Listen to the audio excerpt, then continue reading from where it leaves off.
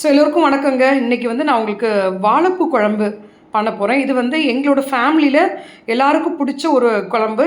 என்னோட அம்மா வந்து திருச்செந்தூர் பக்கத்தில ஒரு ஊரு. ஸோ எங்க ஆச்சி வந்து எங்க ஸ்ரீலங்கால யாரோ சொல்லிக் குடுத்தாங்கன்னு சொல்லிட்டு, எங்க ஆச்சி எங்க ஃபேமிலிக்காக பண்ற ரெசிபி. இந்த வாழைப்பூ 3 வாழைப்பூ எடுத்திருக்கேன். அத வந்து கிளீன் பண்ணி, இந்த மாரி கடைசி உள்ள குருத்த மட்டும் நான் வந்து கிளீன் பண்ணி இப்படி வச்சிருக்கேங்க. சைடுல உள்ள பூவெல்லாம் நான் வந்து பொரியலுக்கு யூஸ் பண்ணுவேன். கடைசி உள்ள சின்ன சின்ன பூவெல்லாம் கூட குழம்புல நான் அப்படியே போட்டுருவேன். ஸோ வாழைப்பூ வந்து கடைசியா குருத்து எடுத்துட்டு, அந்த குருத்த வந்து நீங்க வந்து இப்படி நீங்க சென்டர்ல கீறணுங்க. கீறிட்டு நீங்க அத வந்து புளிச்ச மோர்ல வந்து சோக் பண்ணணும்.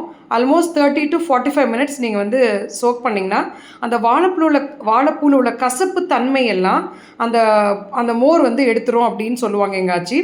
ஸோ இந்த மாதிரி தான் நாங்கள் யூஸ்வலாக பண்ணுறது. ஸோ அந்த வாழைப்பூ எல்லாமே நாங்கள் வந்து மோரில் போட்டு ஊற வச்சுருவோம். ஊற வச்சு ஒரு 45 மினிட்ஸ் கழிச்சிட்டு அந்த மஞ்சள், ஒரு கடாயில் மஞ்சள், உப்பு, தண்ணி இதெல்லாம் போட்டு இதில் வாழைப்பூவை போட்டு நாங்கள் வந்து ஃபுல்லாகவும் வேக வைக்கலாம். இல்லைன்னா நான் வந்து என்ன பண்ணியிருக்கேன்னா முக்கா வேக்காடு நான் எடுத்திருக்கேன், வெந்து எடுத்திருக்கேன். ஸோ அதை எடுத்துகிட்டு நீங்கள் பார்க்கலாம். இது வந்து வாழைப்பூ வந்து கடாயில் வந்து போட்டிருக்கேன். அதை வந்து கடாயை வந்து மூடி முக்கா வேக்காடு எடுத்திருக்கேன். சில பேர் வந்து டைம் இல்லைன்னா குக்கரில் கூட ஒரு விசில் வச்சு எடுத்துடலாம். அது லைட்டாக குழஞ்சிரும், பட் நல்லா தான் இருக்கும், டேஸ்ட் நல்லா தான் இருக்கும். ஸோ இதுதான் நான் வந்து வடிகட்டி எடுத்து வச்சுருக்கேன் அந்த வாழைப்பூ. இந்த வாழைப்பூ வந்து ரொம்ப நியூட்ரிஷியஸ் பெனிஃபிட். அதில் vitamin A, C, nutrients like fibre நிறையா இருக்குது, ஆன்டி ஆக்சிடென்ட்ஸ் நிறையா இருக்குது. ஸோ இந்த வடிகட்டி எடுத்து வச்சுருக்க வாழைப்பூவோட இப்போ கிரைண்ட் பண்ணுறதுக்கு தேங்காய் கூட வந்து நம்ம வந்து கொஞ்சம் வத்தல் தூள், கொஞ்சம் கொத்தமல்லி பொடி, கொஞ்சம் ஜீரகம் இதெல்லாம் வந்து எடுத்துக்கலாம். 1 ஸ்பூன் 1.5 ஸ்பூன் போதும் கொத்தமல்லி தூள். வத்தல் தூள் தேவைக்கேற்ப.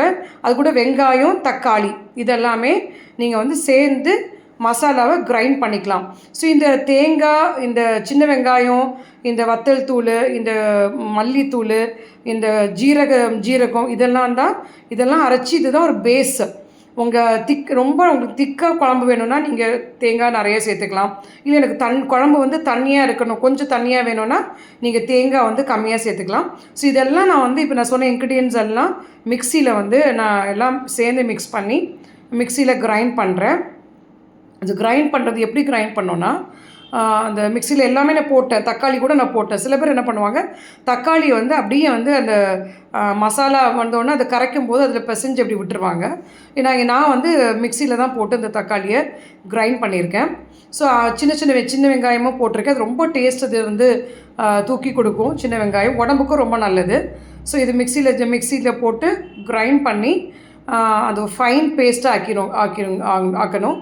அது எவ்வளோ ஃபைனாக அந்த பேஸ்ட் இருக்கோ அதுக்கேற்ற மாதிரி குழம்பும் கன்சிஸ்டன்சி ரொம்ப நல்லாயிருக்கும். ஸோ இதுதான் நீங்கள் பார்க்கலாம். இதுதான் நான் கிரைண்ட் பண்ணி ஃபைனாக வச்சுருக்கேன். இதோட ஃபைனாக கூட நீங்கள் தேவைப்பட்டால் நீங்கள் கிரைண்ட் பண்ணிக்கலாம். ஸோ அது உங்களோட விருப்பம் தான். ஸோ இந்த வாழைப்பூ குழம்பு வந்து பண்ணுறது ரொம்ப ஈஸி, பட் அதை க்ளீன் பண்ணுறது மட்டும் தான் கொஞ்சம் கஷ்டம். அந்த வாழைப்பூ அந்த அரைச்ச மசாலா கூட அந்த தண்ணி கூட மிக்ஸ் பண்ணி அதெல்லாம் சேர்ந்து ஒரு கடாயில் வந்து நான் மசாலாவை மிக்ஸ் பண்ணி வச்சுருக்கேங்க. தண்ணி ஊற்றி அந்த மசாலாவை கடாயில் நமக்கு தேவையான கன்சிஸ்டன்சிக்கு ஏற்ற மாதிரி தண்ணி ஊற்றி மிக்ஸ் பண்ணியிருக்கேன். ஒரு எலுமிச்சப்பழ அளவு புளி வந்து ஊற வச்சு அந்த புளி தண்ணியும் இந்த மசாலா கரைச்சி வச்சுருக்க மசாலா கூட நான் சேர்த்துருக்கேங்க. ஸோ இந்த மசாலா இப்போ அந்த மசாலா சேர்த்த அந்த பேஸ்ட்டோடு சேர்த்த அந்த தண்ணியை நம்ம வந்து இப்போ கொதிக்க வைக்க போகிறோம். ஸோ நல்லா கொதித்து வந்துகிட்டே இருக்குது. கொஞ்சம் நல்லா கொதித்து வந்தோடனே நம்ம வந்து இப்போ வேக வச்சு எடுத்துருக்க அந்த வாழைப்பூவை வந்து இப்போ நம்ம போட போகிறோங்க. ஸோ அந்த வாழைப்பூ எல்லாம் நம்ம போட போகிறோம். நீங்கள் அந்த வாழைப்பூ வந்து முழுசாக தான் அப்படி எடுக்கணும்னு அவசியம் இல்லை.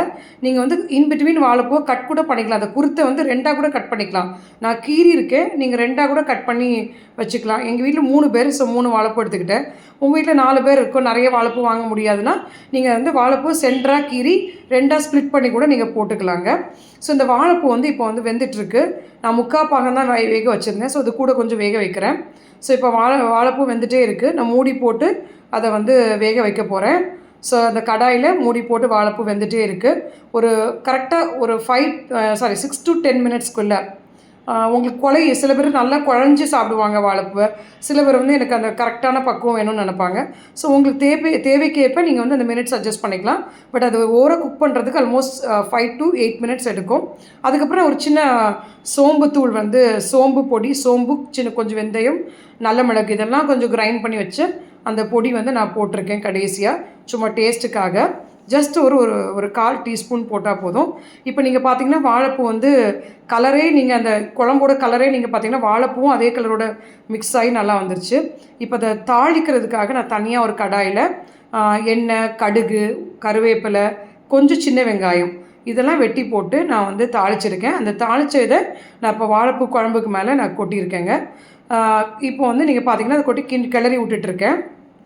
இந்த வாழைப்பூ வந்து உடம்புக்கு வந்து வாரத்துக்கு ஒருக்கா நீங்கள் சேர்த்துக்கிட்டிங்கன்னா அதாவது டைஜஷன் ப்ராப்ளம்ஸ் ரொம்ப வராது, வெயிட் லாஸ்க்கு ஹெல்ப் பண்ணும். அண்ட் விமெனுக்கெல்லாம் மென்ஸ்ட்ரல் சைக்கிள் ரெகுலேட் பண்ணும், யூட்ரஸ் பிரச்சனை அவ்வளோ வராது. மென்னுக்கு வந்து ப்ராஸ்டேட்டில் உள்ள எனி இஷ்யூஸ் இருந்தால் அது வந்து ரெக்டிஃபை பண்ணும் அப்படிங்கிறத நிறைய ஆய்வுகள் சொல்லியிருக்கு. இதுதான் கடைசியாக அந்த வாழைப்பூ குழம்பு ஒரு சின்ன இதில் வச்சு நான் வந்து இது பண்ணியிருக்கேன். ஸோ நீங்கள் எல்லோரும் வாழைப்பூ குழம்பு செய்யுங்க. ஸோ எல்லோரும் கண்டிப்பாக வாழைப்பூ குழம்பு வந்து வாரத்துக்கு ஒருக்கா பண்ணுங்கள். ஸோ பண்ணி ஹெல்த்தியாக இருங்க. So thank you so much.